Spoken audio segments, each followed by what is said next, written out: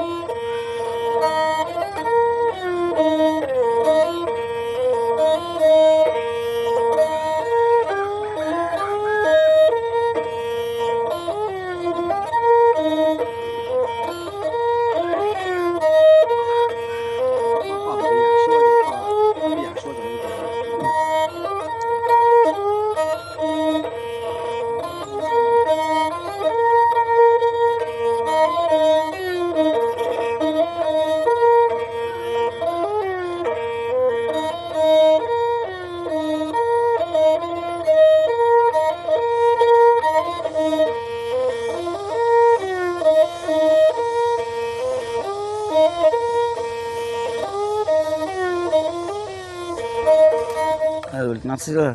chỉ chơi qua bây giờ xưa nên nó chơi về rồi cho nó